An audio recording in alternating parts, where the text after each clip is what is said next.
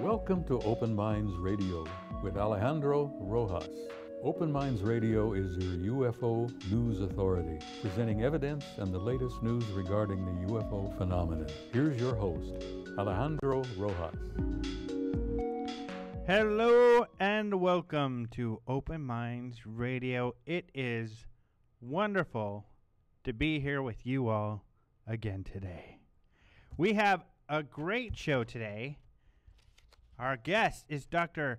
John Alexander, a retired Army colonel, a leading advocate for the development of non-lethal weapons, but more importantly, he, during his time in the Army, dabbled in the paranormal, especially and including UFOs. Now, he has a very conservative perspective regarding UFOs and the government. However, he does believe that UFOs are a real phenomenon and an important one. So we're going to talk to him all about his controversial views on the subject, what he found in his investigations. He actually compiled a group to investigate UFOs that were members of the Department of Defense, the intelligence community. They were in the aerospace industry. So he's done a lot of work on this. And he has actually just released a book called UFOs, Myths, Conspiracies, and Realities. And it's kind of cool. He has a foreword by Jacques Vallée, who we've had on the show before, commentary by the very popular author Tom Clancy, and then an introduction by Burt Rutan. So all very prestigious people that have written about his book. And I think they kind of, because of his point of views, really they kind of lend credence to the whole, perhaps they also feel there is more to this phenomena than they lead on. So, of course, as we know, especially with Tom Clancy, very conservative defense writer, kind of a hawkish type of character. And then Burt Rutan, who is in charge of or heads up the Virgin Galactic space program. So he's going to be taking people into space very soon. Pretty cool stuff. Pretty cool. So this is going to be a neat show. I'm really excited to talk to him about all of the things that he's been involved in and his new book. He just spoke at the UFO Congress recently, and then he had a debate with Stanton Friedman that was quote-unquote moderated by Daniel Sheehan. But as he will share with us, the moderator's supposed to be unbiased, but this moderator was a little more involved than moderators typically are, and certainly had his own point of views that he shared. And we'll talk to Dr. Alexander all about that. So that's really exciting. I'm excited to talk to him. This is going to be a lot of fun. Also, I wanted to talk to a guy who really follows up on UFO news. He's a really neat fellow, and he's going to be on the show in just a minute here because he works for Open Minds. And Open Minds, you'll notice, we follow the UFO headlines on a regular basis. And there's a lot of news going on that I'm really excited to talk about. Some of it Antonio and I talked when we were on Coast to Coast a couple of weeks ago. We're not even just a week from yesterday. But there's more news that has happened on the subjects we were talking about on Coast to Coast. And if Jason, our news correspondent, doesn't talk about those, I'll bring those up and we'll talk about those. But ladies and gentlemen, let me welcome the one and the only Open Minds Radio's very own news correspondent, Jason McClellan. Jason, hello, how are you? I'm great, Alejandro. How are you, my friend? Not too bad. Very good to be here, and greetings to you all out there, all to our wonderful listeners around this wonderful planet of ours. This is your Open Minds News Brief for Monday, April 4th, 2011. It's April already. This year is going quickly. I like that, though. We'll start off with a story that was big from the weekend. Multiple UFOs appeared in the sky above South Chicago on Saturday night. A woman among the witnesses observed the line of mysterious lights in the sky, and she recorded the event with her cell phone camera. The sighting left witnesses scratching their heads, and it was reported on by various media outlets. But according to AOL News, Renee Hutchinson founder and president of a foundation that fights for strict child abuse laws, claims the strange lights were simply Chinese lanterns, quote, released in the air in memory of abuse victims, end quote. While Chicago's ABC affiliate, WLS-TV, reported witness descriptions of the lights as orange-colored blinking lights, their appearance in the video is quite white. Tests conducted by Open Minds, that's Alejandro and let's see, who else did we have? We had Maureen and myself. Mm-hmm. Fun test we and did. Undisclosed and a person who wants to remain anonymous. Correct. We did our own test with Chinese lanterns, and we found out, and we did these with multiple colored Chinese lanterns, and found out whether it's a white Chinese lantern or a green Chinese lantern, all you really see from the ground is an orange flickering light. That's what they look like in the sky. So it's interesting. I mean, the orange flickering color would be consistent with what WLS-TV, how they said the description from witnesses was, but the video doesn't seem to fit what the description they gave. Oh, so you don't think possibly these were the balloons? No, Chinese lanterns. I think a lot of videos we see are quite identifiably Chinese lanterns. Yeah. But the video, and it looked like a good video too. I mean, the lights in the sky appear differently depending on what kind of camera you have, what kind of device you're using to capture the video with. But this seemed to be very bright white lights. Whereas we took video of ours with multiple cameras, different types of cameras, different qualities, and in all of them, orange flickering lights. That's true.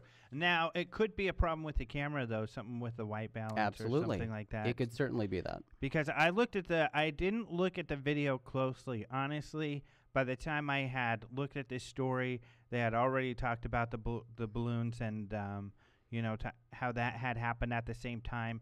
So I already had the perspective, case closed.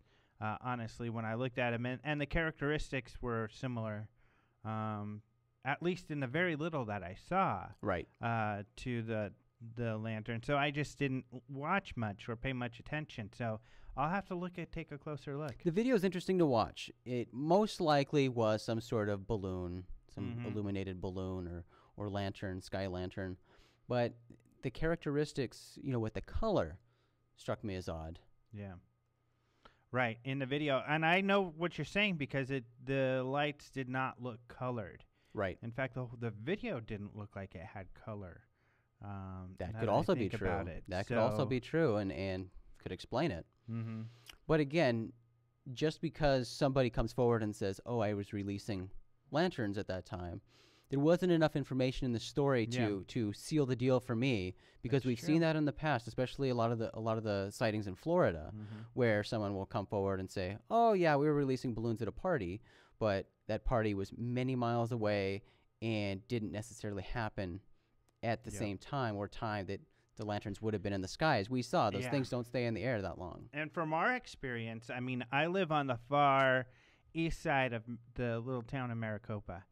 If I had seen a UFO to the east, and then someone said they had launched balloons at the same time on the west side of town, there's no way those balloons on the west side of town would have been what I saw. Not a chance. So, I mean, because even in a small town like what I have, from our experience, the balloons don't float that far. Correct. People throughout my neighborhood probably saw maybe in a few surrounding neighborhoods, but that's about it. Right.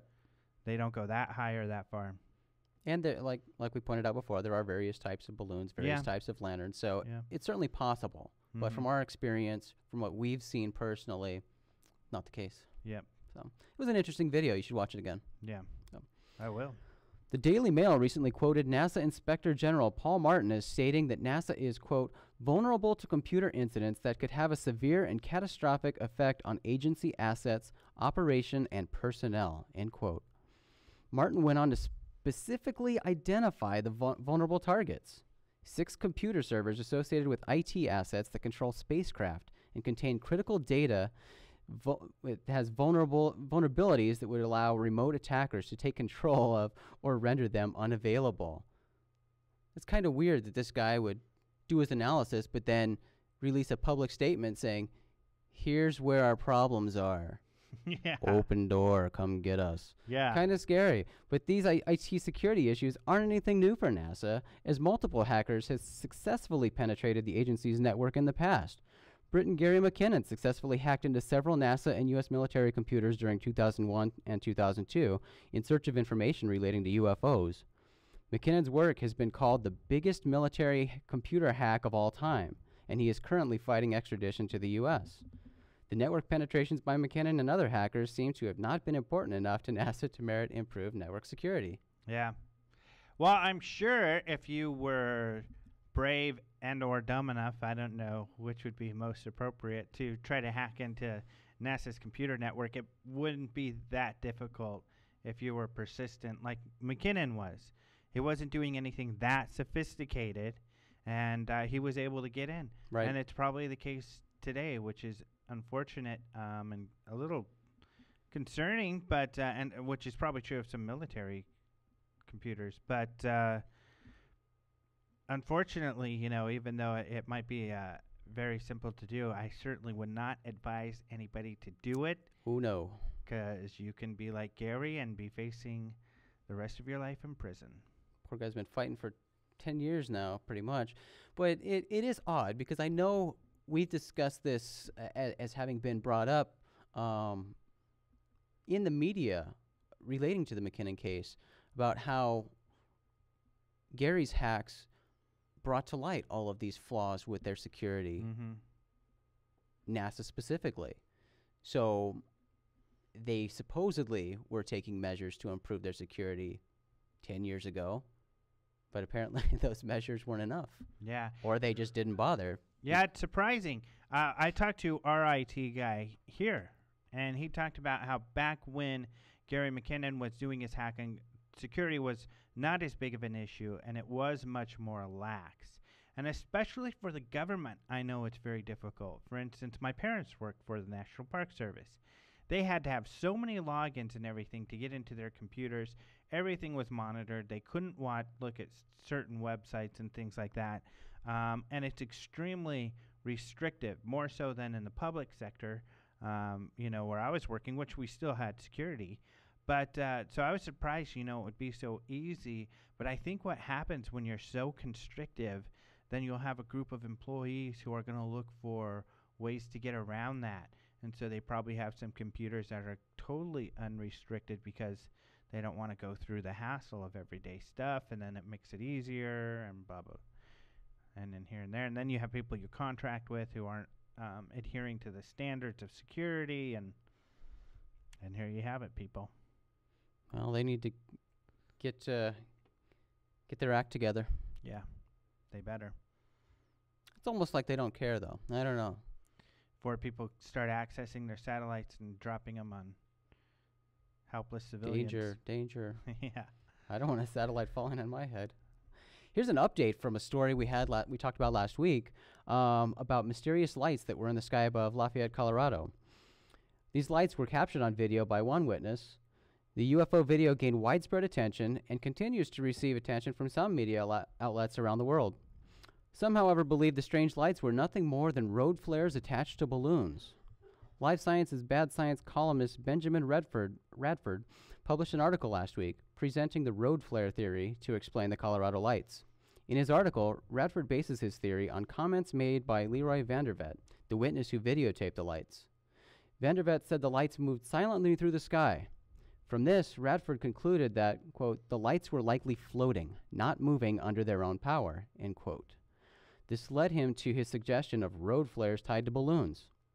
Supporting his theory further, Radford mentions the descriptions provided by Vandervet of the disappearance of the lights. After staying steady, they faded away. Radford points out that this fading away is exactly like dying road flares, how they would behave if they were tied to balloons. But, as Radford points out, of course it's also possible that aliens visited Colorado last week in a spacecraft that just happened to look like road flares tied to balloons. The disappearance of lights by gradual fading away doesn't prove that flares were tied to balloons in this case, even though hoaxes involving balloons and road flares have been proven in the past. While further evidence to support this theory may surface in the future, for now the lights still remain unidentified. Yeah, that article in particular was frustrating. I watch his articles and his bad science, and this one was going a little far, I felt, just in that he was making these proclamations with very little evidence, which is exactly what he blames people such as UFO researchers of doing. You're right. And then he does the same thing. He even referenced a case in New Jersey where this had happened, but he forgot to mention that in that case in New Jersey, those kids faced community service for tying the flares to the balloons and floating them up there. So how do we definitely, it's a rare occurrence that people are tying balloons to flares and floating them around, especially after these kids got in a lot of trouble for doing it in New Jersey.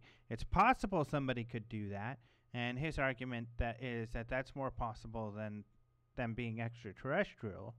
And sure, that's a decent point to make.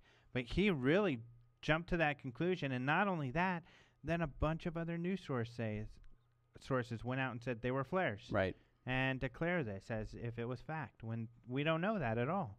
And this guy typically does a much better job. This one, he seemed very flippant and sarcastic, Right. and it was not typical, but Yeah. it's unfortunate to read that. But He even said something like just suggesting that they're extraterrestrial is something like a really silly idea or something like that was his quote. Yeah. Well, we have another update to a story we've been talking about, and that is some feel that the Jerusalem UFO video case has been closed. Earlier this year, multiple videos showing a UFO hovering over Jerusalem's Dome of the Rock received widespread attention from the public and from the media. Benjamin Radford, again, who we just spoke about, came to his own conclusion that the videos were almost certainly a hoax based on his experience investigating UFO images. But his decision to deem the case closed came after investigations was released by MUFON, the Mutual UFO Network. MUFON released a statement last week with their findings regarding the Jerusalem UFO case video, and their chief photo and video analysis, Mark D'Antonio, stated, "I firmly believe that the UFO was not real for many reasons. This video and other Jerusalem UFO videos are, in my opinion, hoaxes. This case has been highly controversial since the first video emerged in January and is likely to remain so." Yes, definitely amongst here as well. It's a tough one. I mean, I have some doubts, honestly, about it because the patterns, and it's not like regular sightings where they're posted and you hear from the witnesses and the witnesses are talking about their videos, and this one just seemed very staged. And you have like the last video that came out, when the person released it, they created a new YouTube for it, and then they have this bombastic kind of introduction and ending to it that lasts longer than their video. Right. I mean, who sees a genuine UFO is going to go edit it all together with this text and then with this music and create a whole production around their sighting? That doesn't seem to make sense to me. No, there have been many red flags with this whole case. But yeah. So some people say, well, they mix in fakes with reals. I don't know. In other news, the New Zealand Defence Force, also known as NZDF, released the last 3 volumes of their nearly 60 years worth of UFO files last week. However, the NZDF prefers the term UAS, unidentified aerial sightings, but the NZDF will no longer accept UFO reports or keep files on them.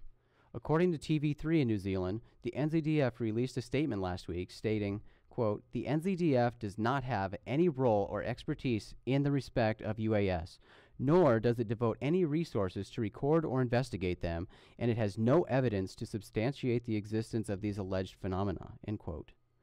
The NZDF is advising UFO witnesses to contact police with their sighting reports. The newly released files join the more than 2,000 pages of UFO files that were released back in December. Yeah, it's interesting. They kind of did like Britain. They release some files and then say, we're not investigating any of this stuff. That we don't think there's anything to it. Even though some of their cases, too, are pretty interesting. They've got some great cases in there.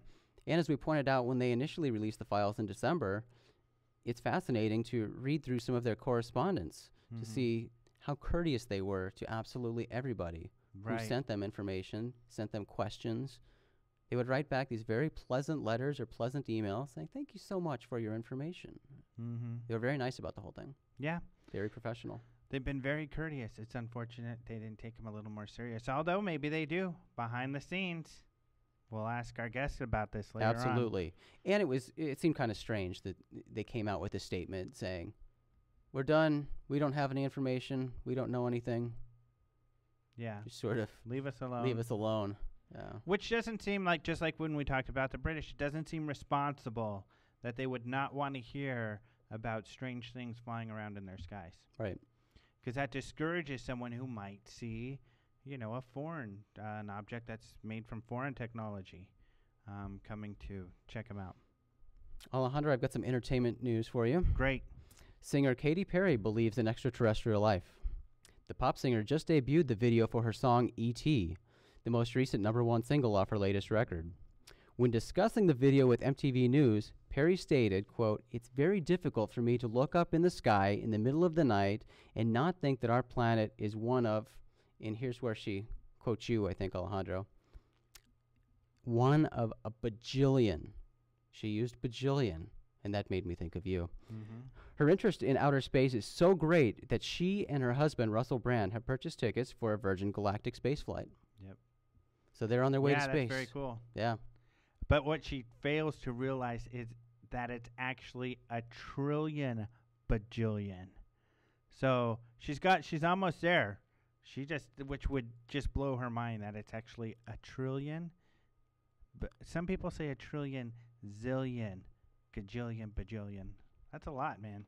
I'll need you to write that down for me next time because I lose Takes track a of my long zeros here. Takes a long time to write out all those zeros. But Alejandro, she did say that she is extremely fascinated in the subject and is drawn to anything related to it. So you need to give her our magazine. Oh, I should. And then she's going to be flying up there with Burt Rutan, I guess. Yeah. That's so cool. So, Miss Katy Perry, if you're listening, openminds.tv. We've got a great magazine. Check it out. We'll even send you a free copy. You'll love it. So.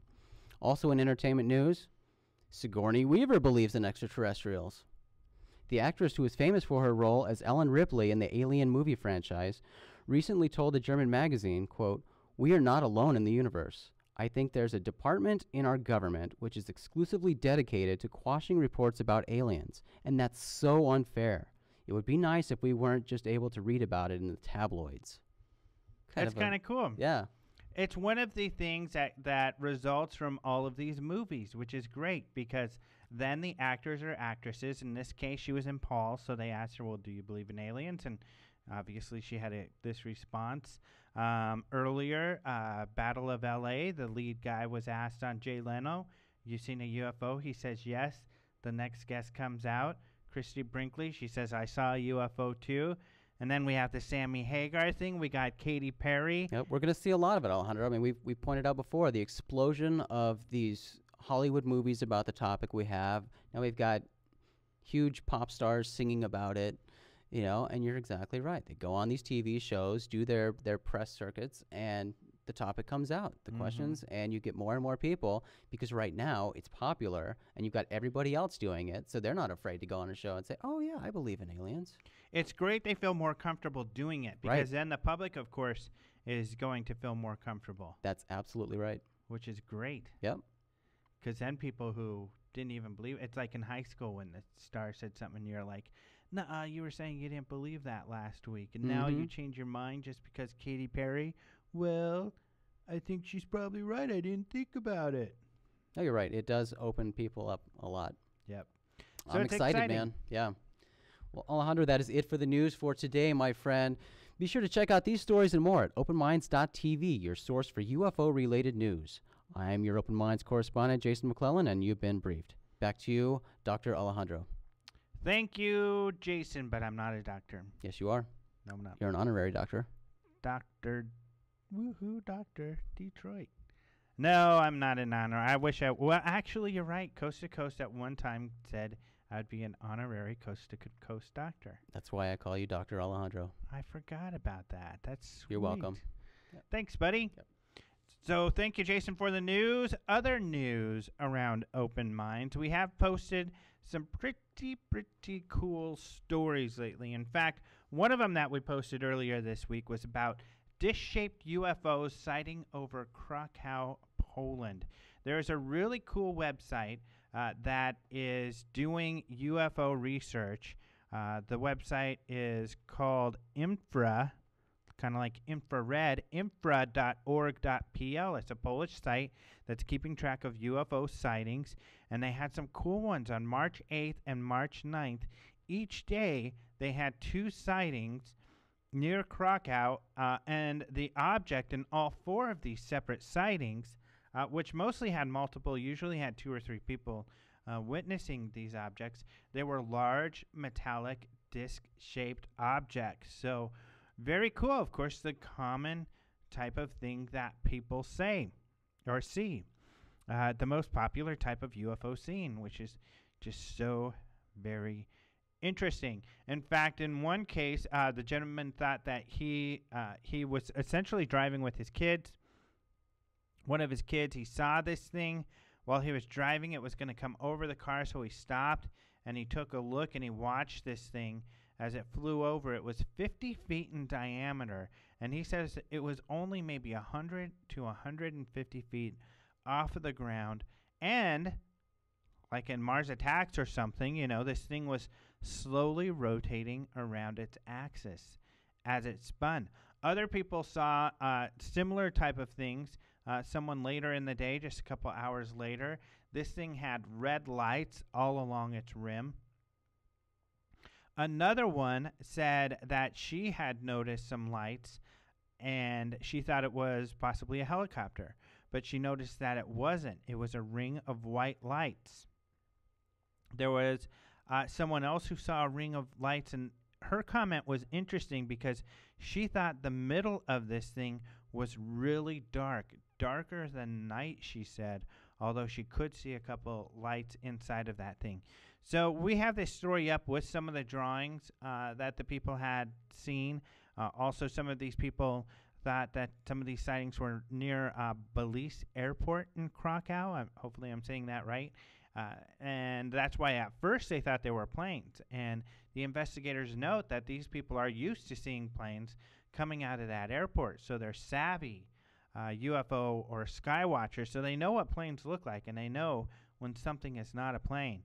So you can read all of that in English summarized on our website, or actually they had provided a link that I had received from one of our listeners in a translated Google Translate, so you can kind of read the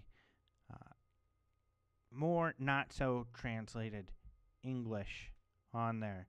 So it's very interesting sightings from Poland. Also, Michael Stratt posted a story on our website that was very interesting called Lunar High Strangeness. And here again, when people ask why don't astronomers see UFOs, here's another case in which an astronomer did see a UFO. However, this was a sighting in 1812 in France.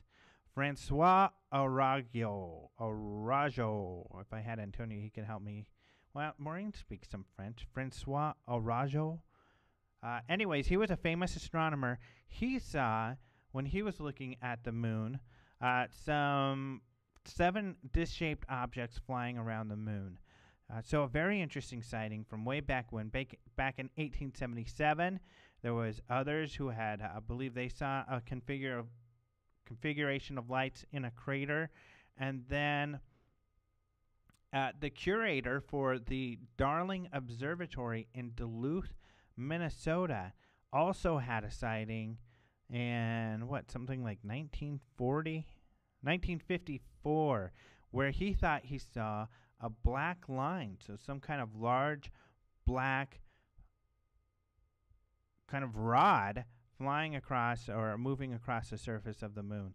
So some very interesting sighting reports, and as always, what Michael does is illustrate these. Since he's a draftsman, he kind of takes pictures of those areas of the moon and then superimposes a 3D model of what the witnesses had explained. So very cool pictures. So check that out. All of this is on the front page of openminds.tv. However, we do have our guest on the phone, so let's go ahead and talk with Dr. John Alexander. Hello, are you there? We are here. All right, great. Well, I'm really excited to have you on the show. Thank you so much for being on. Still there? Yes. Okay, great. Well, a couple of questions. You had your book come out recently, UFOs, Myths, Conspiracies, and Realities. And I had talked a little earlier about your foreword, the commentary, and the introduction that you had. Jacques Vallée, Tom Clancy, Burt Rutan. Had you known all of these people prior to writing your book? Oh, yes. I've known them for a long time. Tom had done a foreword when he did the one for Future War. It was the only one he'd ever done before that. I've known Jacques for decades, and known Burt a couple decades as well. Now, do you know if, let's go at least with Tom Clancy, how does he feel about the UFO subject? Well, he has moved over time. I think initially he thought we were kind of crazy. We had a couple of discussions on far-out topics, and I was in his apartment in Baltimore overlooking the bay, and his comment was, Alexander, if you weren't from Los Alamos, I'd throw your ass out of here. and now he's obviously changed and, modestly supportive, skeptical in many areas, of course. But at least open enough to write some commentary in your book, so that's pretty cool. And then Burt Rutan, what about his feelings about UFOs? Well, that was kind of surprising because I did know Burt. I'd asked him for a blurb, which is basically, this is good stuff, read the book. And instead, he came in and, as you know, wrote several pages and said he wanted to clarify some things. And in that, we had discussed a sighting previously, but that was almost a private thing. He had never talked about that in the general public. There were a few friends that he knew were interested in the topic that he would mention his sighting to. So for him, because this guy is a giant in aerospace, holds many awards, and it's going to be very hard for skeptics to take on somebody with his kind of reputation. Right. At what point, then, did you become interested in the phenomenon? Oh, long before you were born, most of your audience. No, I got interested in the mid-40s. 47 as the story started to emerge then, and was already sort of interested in space and science fiction, Robert Heinlein and the like. So it was kind of a natural adjunct. Now, were you skeptical at any time, or did you feel that by following some of the incredible reports and investigations that were going on in the 40s and the 50s that there was some credibility to the subject? Did you feel that it was credible the entire time?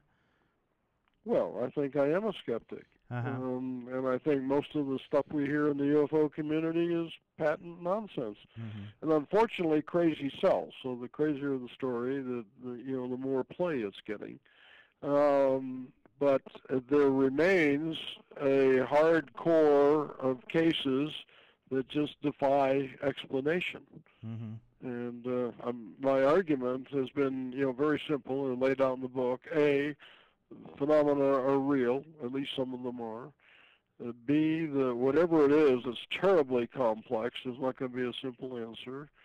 And most importantly, what we need to do is to make it viable for credible scientists to investigate these things without risk of, losing their reputation and possibly their career.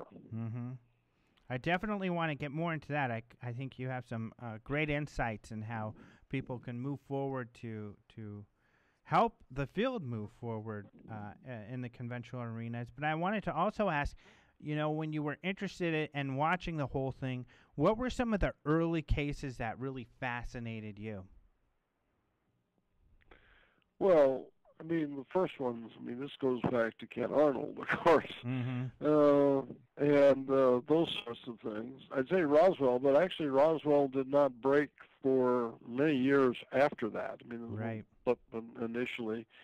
But just that there were sightings that were coming in, and I'd read most of the popular books at the time, and including some that would probably be fiction and that, but they were certainly very, very interesting cases.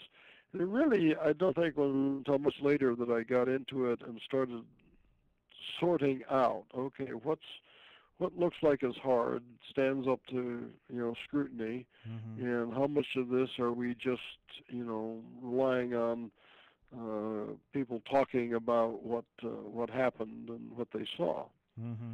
Although many of them I still believe are credible, but it's very hard to verify those sorts of things. Yeah. And what's happened now is, as our sensor systems have increased, and you just have, and I know the skeptics cringe at this. They say there's no evidence. Well, it's just simply not true. There are many, many cases. We know lots of radar cases, trace sightings, satellites do pick them up, and all of these things can be correlated with highly credible witnesses. And, some of those cases, for instance, Lonnie Zamora, a case of a landing that I know was important for a lot of the scientists back then. How do you feel about that case? It's a pretty solid case. I mean, that's one where they actually had metal scrapings, indentations on the ground. He certainly stood up to scrutiny for a long period. Did not have any good alternatives other than this was a really strange sighting. Interestingly, in the book, one of the things I've talked about is another sighting that happened about the same time. Nobody's ever heard of this before, and I learned of it purely accidentally, because one of the things I recommend to people is, talk to your friends, and was at a cocktail party and started talking to this guy, and I didn't know that well, but we had some intermediaries we did, and he goes, oh, well, he grew up in the area, and they're driving down the road, he's a little kid, and this UFO comes and hovers kind of above them, and then goes and sits down off of what was in the infamous Route 40. And you go like, wow, and one of the things I point out in the book, and I want people to take away, is to start cataloging these things. I'd say for every case that we know about, there's probably 10, if not 100, that you've never heard of. Right, especially from, like you say, when you talk to colleagues or coworkers, family members, just simply by asking or bringing up the subject, you find that a lot more people have had sightings, and at least that's been the case for most people I've talked to. They find a lot more people have sightings than they had known before. Well, I think that's absolutely true. And, of course, the issue is, we've made it kind of taboo. And, people are worried about, their reputation. Sometimes they'll talk, to their family. I used about 4 cases in the front of the book involving my brothers. And nobody outside of a handful of people have ever heard of those sorts of things. Nor do they want to step forward and, get into this fray by, most of them are worried about their reputation. Right. Yeah, I had a buddy, it was kind of funny, who it wasn't until he was much older, retired, and he really didn't want to bring it up with his family, and he had mentioned something, and one of his brothers took him aside and said, yeah, when I was a teenager, I had a sighting, and, I've been dying to tell someone in the family, but was afraid to. So they both had felt this way for decades and decades. They were a close family and hadn't shared the story with each other till later on in their years. Well, hopefully that's where I want to go with this and make that change. Now, I'm specifically interested in being able to get professional people involved without danger to their career. But it ought to be true for the general public as well. That awful lot of stuff out there, and it doesn't fit. Now, to be honest, a number of these have prosaic answers, and, you can sort of figure that out. Mm-hmm. But the point is, when you get done, at the end of the day, there are certain ones that you just can't explain. Mm-hmm. So eventually, your interest, while you were in the Army, you put together a group of people in intelligence, right. very informed people who worked in various departments that have access to information, where you all could kind of investigate just how much the government knows. Did you feel there was a lot of secrets being held back, possibly an organization heading up the UFO secrecy when you began this investigation? Well, when we started, we'd heard the rumors like everybody else, and frankly expected, as I put it there, to get our hands slapped. That thought somebody must be minding the store, and lo and behold, as we got into it, that was just not the case. And I know that runs contrary to popular wisdom, but they're wrong. Be that blunt about it. And everybody thinks somebody else is responsible. That's why in the book I went into fair length about how government really works, how things move. And can you hide some stuff some of the time? Yeah. Can you hide some for a longer period of time? To a degree. I think somebody once said, you can't fool all of the people all of the time. Mm-hmm. Now, what years did your group investigate? Don't understand the question. From, what period of time were you all doing this investigating or looking into this issue? Oh, started in the early 80s. I'm not sure of the exact time frame because it sort of came together. It wasn't like a precipitous event.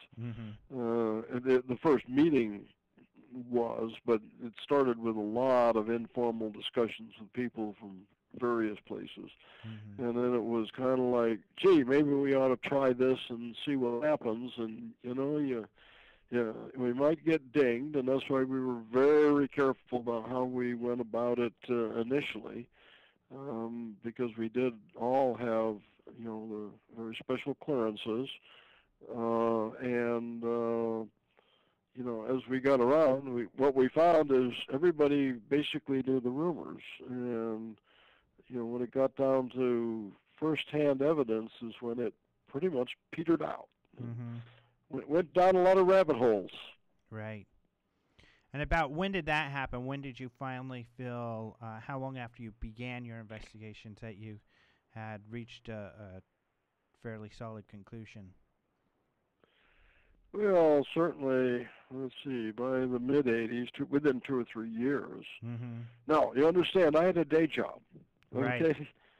I mean, this wasn't like a full-time assignment or anything. Right. And the same thing was true for everybody else. At the time, actually the name changed a little bit, became the Director of Advanced Systems Concepts for Laboratory Command, and I was handling technology transition from what's called the tech-based engineering development before that. So I had huge programs that had absolutely nothing to do with this topic. But what it did do was provide me insight and contacts with many, many agencies, both in the government and in the civilian sector that worked particularly in aerospace and a whole range of high technology. So you found that it was not necessarily, then there was no kind of central agency, but it does appear that individual, such as the Air Force, the Army, do they all seem to have their own groups that investigate this sort of thing? Or no, that's not the even point. Didn't exist, no. So what happened? What you found was there were people who were interested, and this is the difference that I stress, the difference between personal interest and institutional responsibility. And that's something that nobody in this community seems to understand or be willing to accept. Right. So then what happens with some of those cases that are investigated that, for instance, Gordon Cooper says his men filmed a dish-shaped object come and land and take off. He's told a courier will come pick that up, and then he doesn't see or know what happened to it. Do you believe that happened? He said that. And if so... Well, I know about some of the films that happened. And I know that he in particular had film confiscated, and it's because he was taking pictures of things he shouldn't have been taking pictures of, which he knew at the time. And I know the people who picked those up, but it wasn't UFO related. What seems to happen is, like most things, gee, that's interesting, we'll go and investigate it. Let me give you, I think, one of the classic examples, and that's the the missile cases, because that's an event that you got to say it absolutely happened. And I interviewed many of the people involved at the different sites who were, folks who were down the tube, people who came and repaired it above ground, etc. And, where I disagree with what should have been done is they looked at it and came up with, what the hell? Can't figure this out. So, and then the response was sort of, well, it's never happened before, and if it happens again, then we'll worry about it. Now, in reality, and this is another thing that people are not familiar with, is that, most of these agencies are just getting eaten up on a day-to-day basis. It's not like they haven't got things to do, and, there was a Cold War on, and very pressing sorts of things that required a huge amount of attention. So anything like this is a distraction. And that's basically how Condon and, Blue Book met its demise. It was a distraction. It was not a good thing to do. And I've met very few people who would say association with UFOs and the government is a good thing, i.e., not career enhancing. So, you get this sense from, for instance, Ruppelt's book, who wrote about, being in charge of Blue Book, that it was more of, they don't want the headache, they don't want to touch it or deal with it because the association, and it's distracting them from what their real duties are. Yep, the Department of Defense does defense. We deal with threats. And we are overwhelmed with threats on a continuous basis. So anything like this was just, like I said, a distraction of resources. Now, in the public's mind, they thought Blue Book was some big comprehensive program that studied UFOs, and all this stuff's written up like that. But what you find out, it was pretty haphazard. And, they had liaison officers at the bases who were required to, be there and take reports. But they had a lot of discretion as to which reports got even forwarded to Blue Book headquarters, which was very, very small. I think about 5 people. And I used Bill Coleman's case. Here was a colonel who had a remarkable sighting. Chasing a UFO across the ground so low that it's, kicking up dust as it goes along the fields. And then this goes on for quite a while, multiple witnesses, etc. Goes back, makes a report when he got back to Greenville. And then later, when he became the, chief of information for the Air Force, went and looked for his own case and didn't find it. So that's just the example where the guy just, even though it's pretty dramatic, didn't even bother to forward it. Gotcha. Okay, so then you don't feel then, or maybe you had found this or not, that there were any agencies that felt there was a genuine threat here. That, in other words, there was no threat, so we didn't have to worry about it. Is that how you think they felt? That was that was the premise under which Condon, got the award. People also think that, the Condon report was a good thing, or what was known as the Colorado study.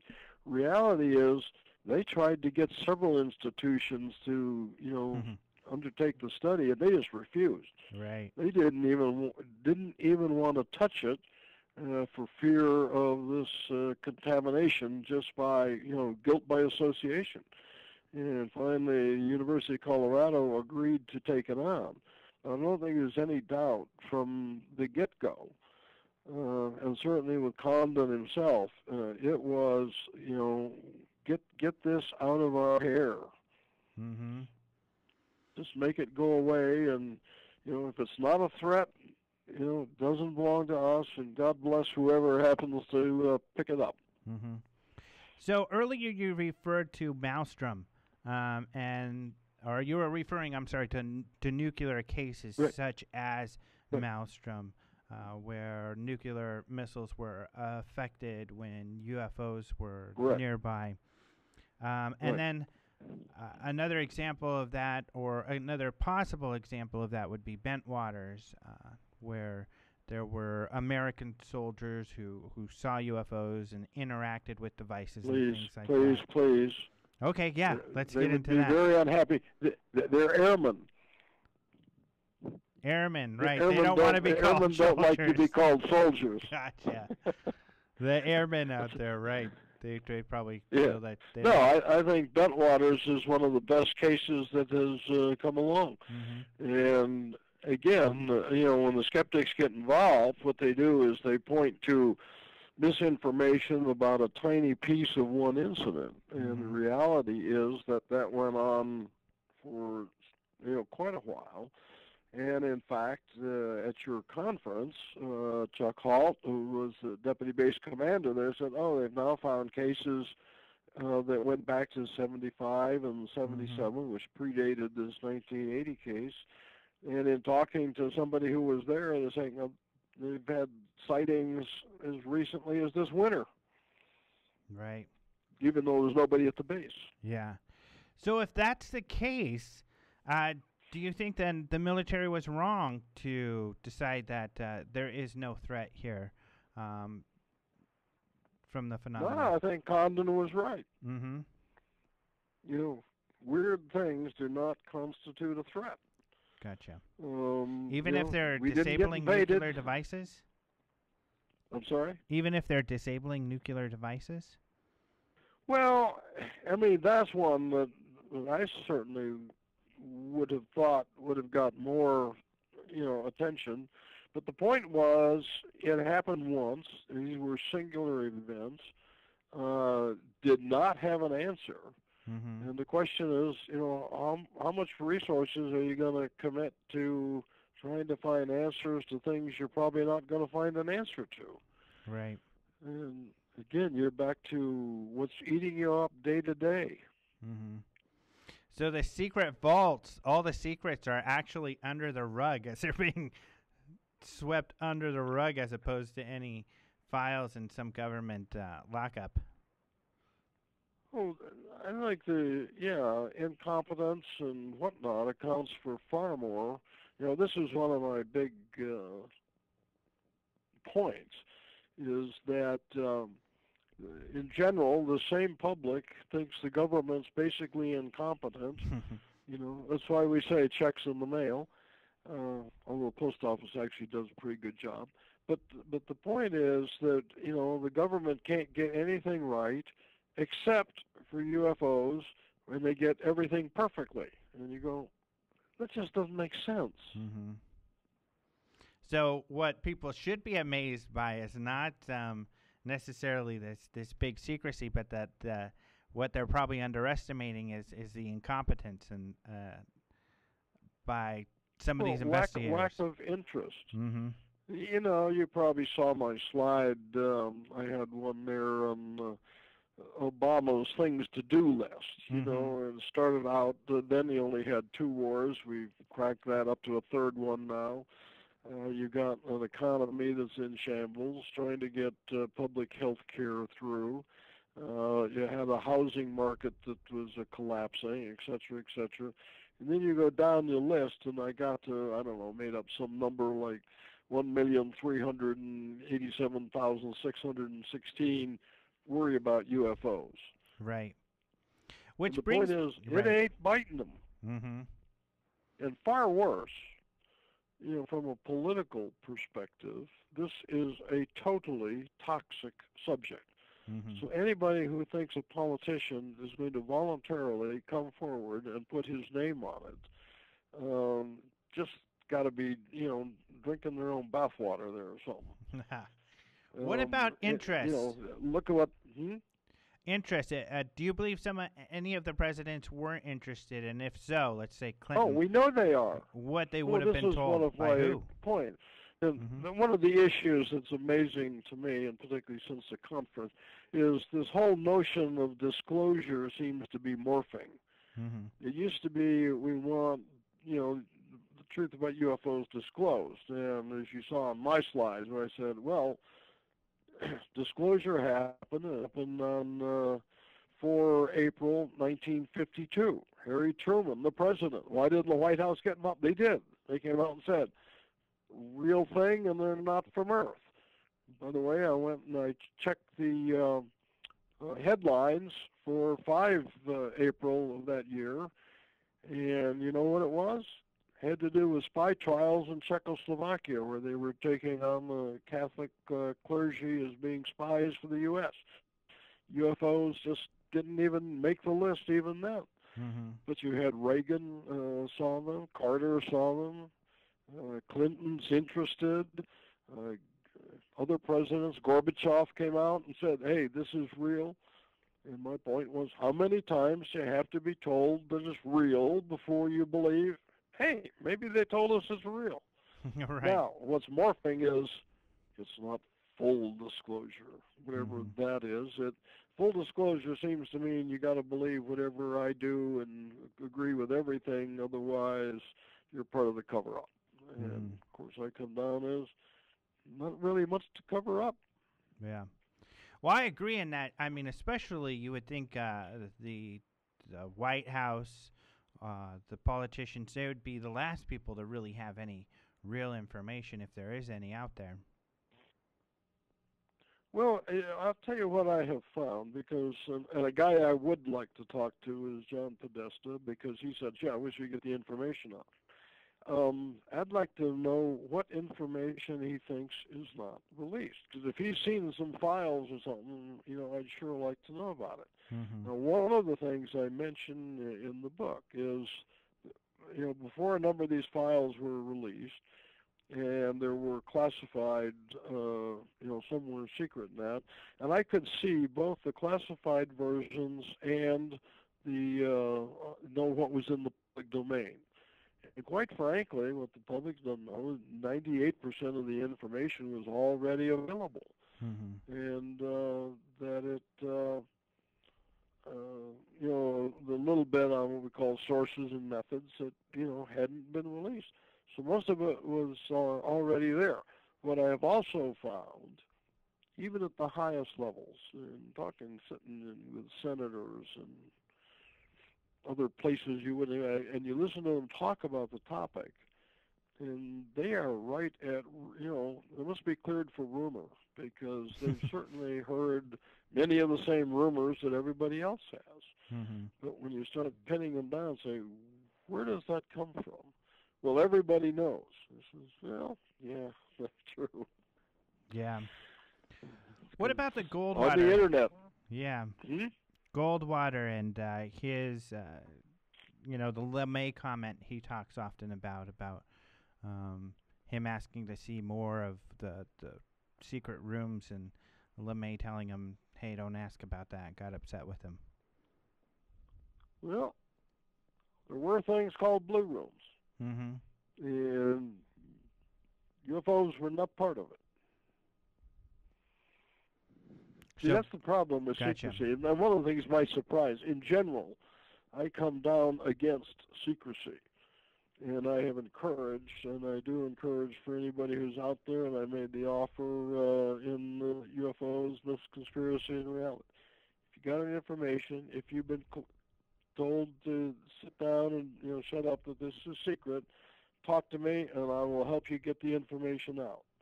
Because I do think that happened to some people. And, the Milt Torres case is a classic one, where he had a phenomenal experience.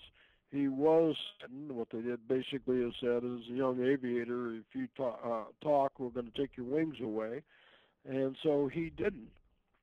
But there does not seem to be a policy of secrecy. And again, this is where I think the general public doesn't understand the difference between policy and incidents that happen. And I think there are some investigators out there who are winging it, who have heard the same rumors. And so it's easier to tell you, sit down and shut up. And if you watch, I was just watching Jesse Ventura tonight. He's got a new book on conspiracy theory. It hadn't been a conspiracy he didn't love. But one of his points on secrecy is that there were 16 million documents in the government each year classified as top secret.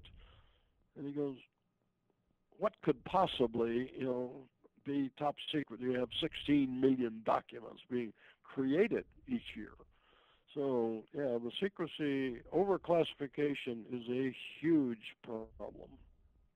Well, I think that Richardson, for example, the ex-governor of New Mexico, had mentioned, that he thinks the government needs to release all their files on Roswell because they haven't. But he was alluded to, I think, something very similar to what you're saying, in that it's an issue of over secrecy, where if they were to release their files there, it would prove that it was something mundane, and it would show that they didn't. They did.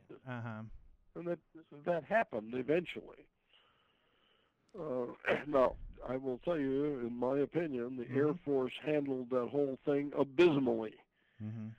And the problem is when you go back and you look. But if you want to know the relative level of importance that they put on it, they gave it to a captain, which may sound, captains are nice people, and I was one at one point.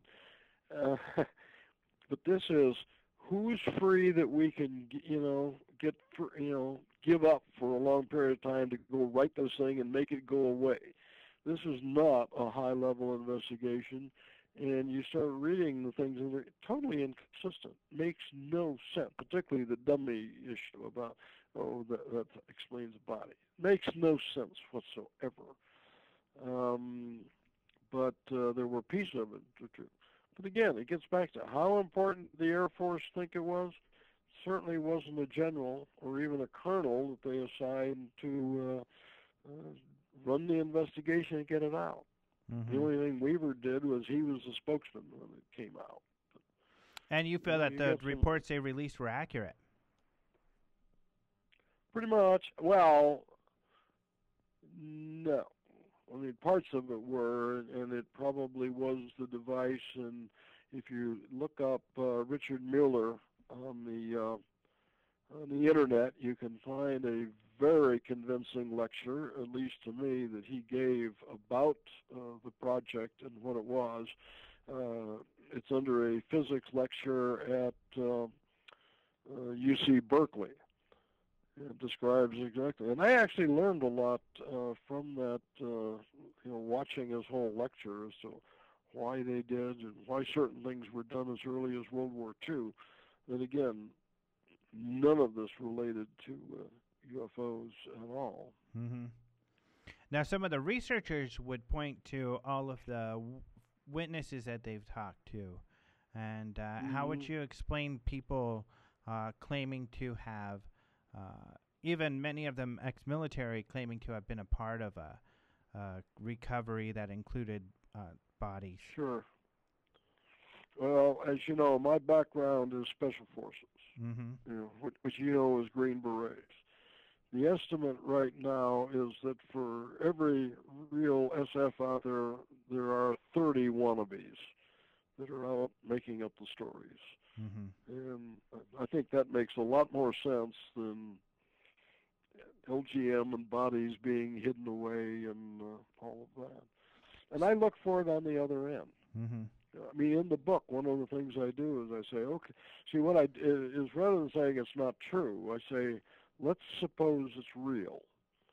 And let's suppose, Alejandro, you're in charge. I want you to make this happen. And when you start putting the pieces together and try to make it happen, you go like, how am I going to work this? Just the pieces don't fit. Mm-hmm. In other words, the pieces of, if it were real, those pieces don't fit. Right. Uh-huh. And one of the things that I... Well, that's how it would look. If I was the guy in charge of covering it up, no one would ever figure it out. I would cover it up that good. Well, if you have an N of 1, you can do that. But like they say in Washington, if 2 people know, it's not a secret. Right. And if you know, the thing I've heard recently is, well, where's bin Laden then? Well, we know about where he is. We just, he's got a lot of people protecting him. We know he's out there. We hear from him on a rather regular basis. He's filmed, videos have come out, or audio tapes, and get authenticated. So you certainly know that he's in an area that's what we call ungoverned territories. Mm-hmm. And I think that's very different from the kind of cover-up that would be required. I mean, you end up with thousands of people. Let me go back to where you started, Burt Rutan. Mm-hmm. No, Burt was a civilian, but besides that, he sat on the Air Force Science Board for 10 years. He is the go-to guy. He did handle a lot of very, very sensitive programs for the government. It's like he and Ben Rich were go-to guys if you want something done right, and done quickly. And he would say, never even heard an inkling that there might have been something there. And I can tell you, because I've been with the Army Science Board, they tend to tell you a lot of stuff. I mean, when you get into high-tech areas, maybe not everything, but they tend to be really quite honest with those kinds of group of people when they want, scientific information passed and evaluated. Now, that brings me to kind of another person I'd like to ask you about, and it gets into the MJ-12 and some of the other mythology that has come forward about UFOs, and some of it's been generated, or at least seemingly generated, by a gentleman named Richard Doty, who was, when he began interfacing with people in the Air Force and OSI agents, what was he up to? According to him, these were official things where he was releasing information or claiming that he had access to information that he wouldn't produce. I would ask if that's accurate. Why wasn't he in jail? Mm-hmm. Well, according to him, I mean, he was allowed. If they did what they said they did with Bentwaters, mm-hmm. let's go to jail. That was a crime. So in other words, right? No, giving him information just for the people who don't know. No, we're talking about breaking and entering, and things they described about going in there and trying to psychologically break him, and mm-hmm. we're talking criminal acts, not just feeding somebody disinformation or something like that. Mm-hmm. Don't know. You'll have to ask him. Yeah. Well then. So you don't know why he would have been doing all of these things? Yeah, as I said, it doesn't make sense to me. Uh-huh. So. And I've heard the same stories you have. Right. I mean, not many of the rumors that I haven't heard, but this is what I do: I backtrack the rumors and say, where does this make sense? Mm-hmm. And it doesn't. Yep. So because he's out there himself even making claims to having this sort of information and that sort of information. And so those claims most likely are just untrue. You'll have to ask him. Uh-huh. Doesn't make sense. All I say is it doesn't make sense to me. Uh-huh. And at some of these claims he claims... And one of the things I offer is You want to meet, I can tell you where my SSO will pass the clearances because I'm still cleared. We'll go in the skiff and talk. All right. So then when it comes to, one of the rumors that he's kind of credited with spreading is the idea of the Majestic 12 organization. Kind of, in a way, the organization you were looking for back in the 80s with your colleagues there and never found. Although, of course, I lost something in that. Oh, just in that the Majestic 12, which of course you're aware of, like you said, you know the rumors. But you feel then that also, well, what do you feel about those rumors? Well, I've done I think you've seen my presentation on that. Yeah. And I compare MJ12 to Watergate. And you go, if you got a secret and you want to get it out, what do you do with it? You send it to some numbnuts who hasn't got any experience and no resources, and you don't even tell them you got it. You supposedly send them a roll of film and hope they'll open it and hope they'll know what it is and hope that they'll do something and hope that the information will get out. Or do you go to the Washington Post and get vetted by Ben Bradley and all of them who have massive resources, who then cross-correlate everything and come out and present the information? I leave it up to the public to decide. As I say, you have a secret, you want to get it out, how do you go about doing it? And the way this happened makes no sense to anybody, at least not to me. Yeah. So then possibly someone hoaxed this whole thing, or someone out there for some reason. Do you think that happens a lot? It sounds like almost, with a lot of these stories, you don't think they're real, and with some of these people that they're, like you talk about, people claiming to bring green berets when they're not, which Lord knows that happens with people telling fish tales and things like that. Well, that's why, both Special Forces and SEALs and all, we have what's called the Wall of Shame. And, we start exposing these people and you put them out. SEALs actually have a better grasp because they had something called the BUDS list. And every SEAL that went through the basic training, and they have a list. In Special Forces, it gets a little bit broader than that, and there are many more of us. But the point is, in fact, I just saw some interesting statistics. They were talking about Vietnam. They said that of all the people who served in Vietnam, there's at least 5 who are claiming that they were Vietnam veterans now, who were never there. So, and getting back more specifically to this, I am convinced there are too many people with too much time on their hands. We're just, willing to screw with you. And let me get, because this is closer to a topic that I think is really important. I don't think MJ12 is important. And that's this whole area of hoaxes. Because my point is, hoaxes are not benign. They keep putting this out as if it's ho, ho, ho, big joke, look what we did to the people. Reality is it's not. Now, let me take the one that happened in New Jersey a little over a year ago where they were sending the flares up.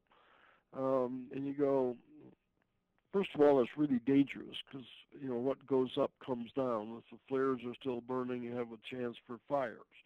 Say it's a social experiment, and these people get encouraged, by the skeptic. You go on the skeptic website, they actually applauded them for this social experiment. Right. What you're really doing is undermining credibility, and I think this is one of the biggest problems that you have. And I will ding Fife Symington on this, the governor of your great state, former governor, of course.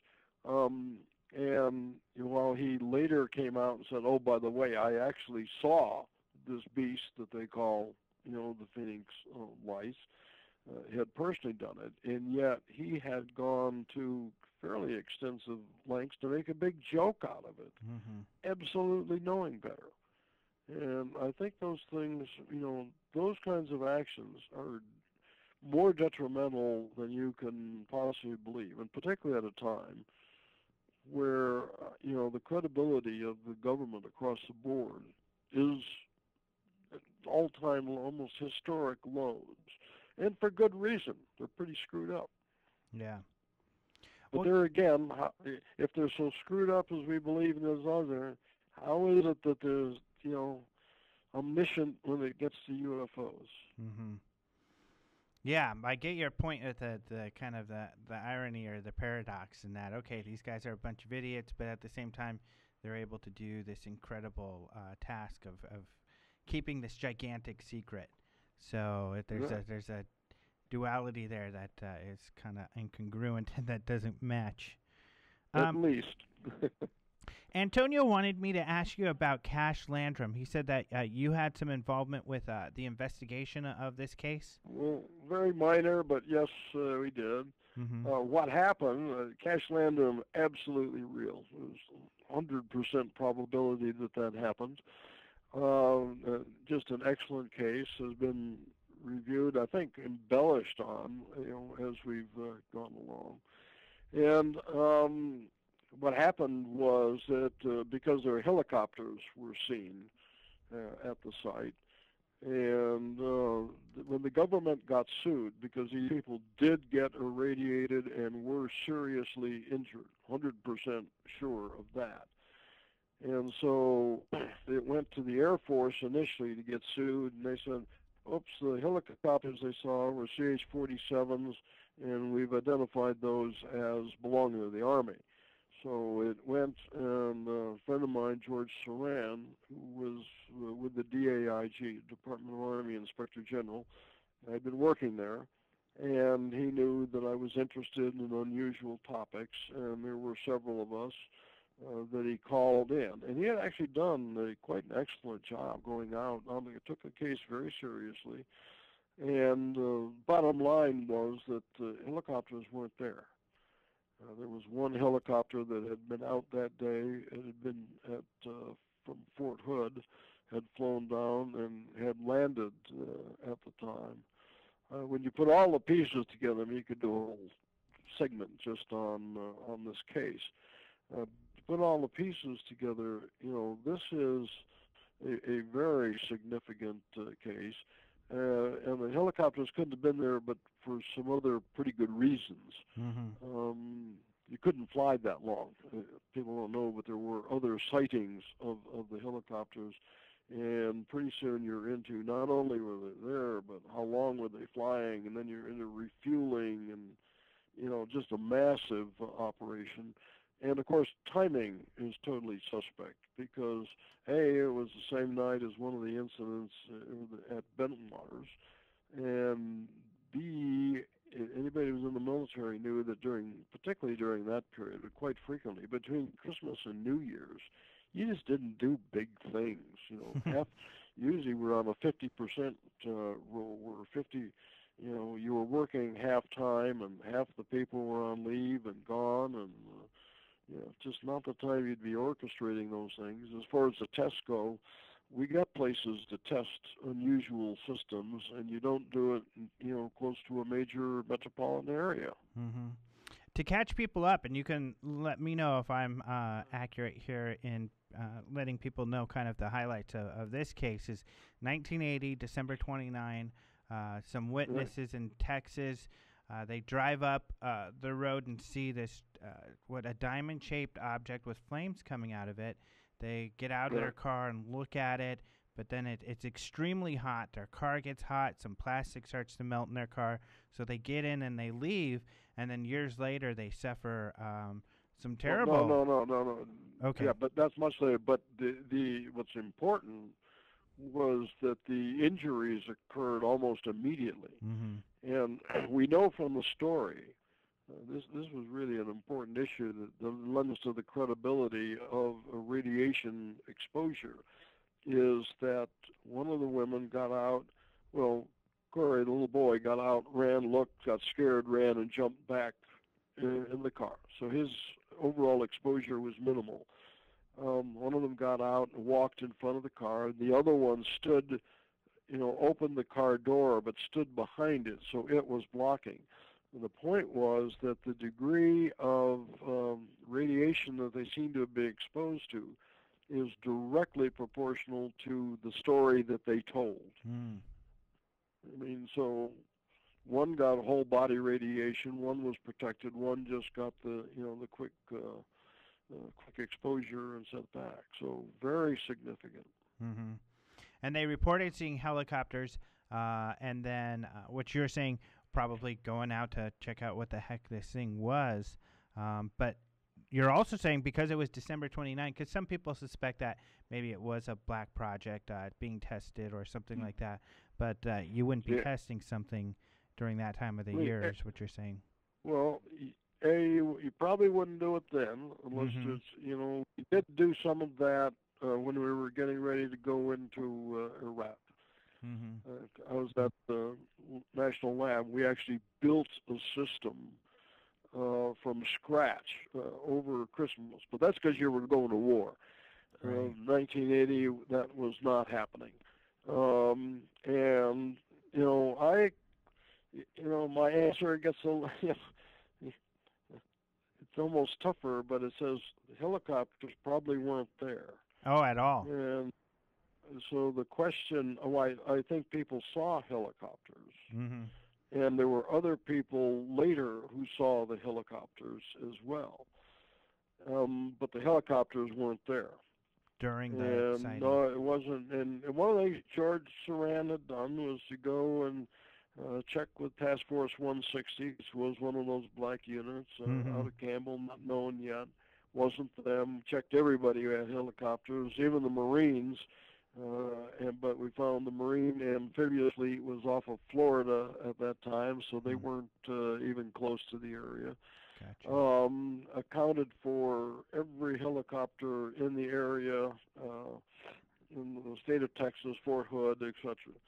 None of, they were out. Everything was done without their log books, which aviators know you just don't do.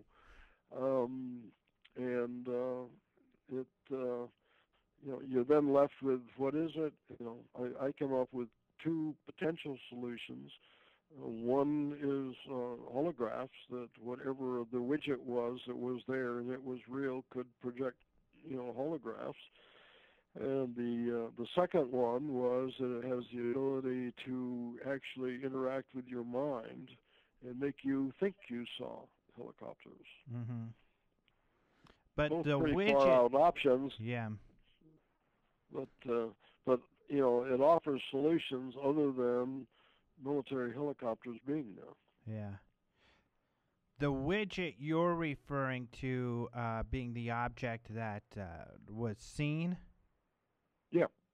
And well, we know there was something there, and that it was irradiating. I mean, that is 100% accurate. Yeah. Now, who do you think might have built this widget? Ain't us. So you do believe Don't in think the... it came. Don't think it came from from traditional sources on this world. Gotcha. So the possibility of, well, then would you go so far? Do you believe possibly some of these are extraterrestrial civilizations? Oh, certainly not terrestrial. We get into ET versus ED, et cetera, Right. and I don't know. I mean, the bottom line in my book, what I get at the end, is that no simple solution fits all of the observations that are seen. So that as little green guys from Zeta Reticuli decide to zip down here and take a vacation, that doesn't answer what you saw. Remember, when you talk about UFOs, we talk about things from little balls of light to hard things that are big, a mile across, sometimes picked up on multiple radars and all that, and everything in between. And it's that everything in between that's disconcerting. Too many different types, too much, thing.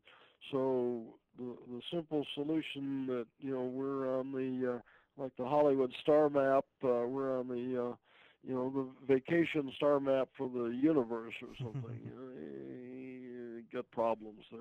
Right. Well, now we're getting towards the end of the show, and you've mentioned the end of the book. Getting into the epilogue, Quo Vadis, I don't know if I'm saying it right, but where do we go from here? I think you have some great... Quo Vadis. You have some great suggestions for, the people who do believe in this phenomena on better ways to approach government on this issue. Yeah, well, one of the things I've suggested for the government that they could do is, and contrary of what I want to take on my friend Stanton, but no, Sheila Widnall really did. I went back and checked it. She did release anybody from Roswell from any oaths that they had. And if you had somebody like Gates or Clapper, who's now the director of the Director of National Intelligence, come out and just say, wave a wand and say, anybody who's been told they can't talk about UFO sightings is now free and clear and they can talk about it. That's a no-cost, win-win situation. Now, the guys who aren't going to win, there's going to be a lot of people who've been telling stories. They're going to be running for cover because they can't anymore use that, I'd tell you, but I have to kill you response. Mm-hmm. Now, so that'd be a real simple one. I wish they'd do it. Now, if they did that, then could that possibly, do you think they're afraid of getting that headache that they tried to get rid of before? If all of a sudden, people hear that they're... No, it's just not on their it's not on their scope. Gotcha. They just keep to their same... we don't even think about these things. Uh-huh. So then they wouldn't have to approach that. Like I say, we're bombing Gaddafi now. That's the third war that we're in. Mm-hmm. And you want me to worry about what now? Right. Mm-hmm. And I mean, it's a joke, and people don't realize that. Not sure it should be, but that's certainly the way an administration would look at it. Mm-hmm. Now, you had some pointers, for instance, just talking about what the public can do also in interacting with politicians or government. Well, you got to be crazy if you're a politician to touch this, and I use Dennis Kucinich as a kind of a classic example. Don't agree much with his politics, but I think he got the balls to stand up and say, I saw something and didn't understand it. Would like to know what it was. But if you look at what happened, when he was there running for president, the reason for asking him that in the presidential debate was not accidental, and it was not to help him. I mean, right. It was seen as an overt move to just cut his legs out, and knowing that anybody who, says those things positively is not a good thing. Mm-hmm. It's like I mentioned with the congressman I dealt with. Can you take a 20-point hit in the polls? Right. And unfortunately, yeah, that's what it did to him. It did not help him, like you're saying. And it was designed not to help him. Right. That was not an accident. Mm-hmm. It's not an issue that's brought up to help someone in their campaign. Well, I point out the thing with Claiborne Pell, whom I did know, who was, interested not so much in UFOs, did stop by a MUFON meeting once. When he died, the Washington Post denigrated him in his obituary. I mean, how low do you get? Yeah. So the point is, this stuff literally follows you to your grave. Yeah.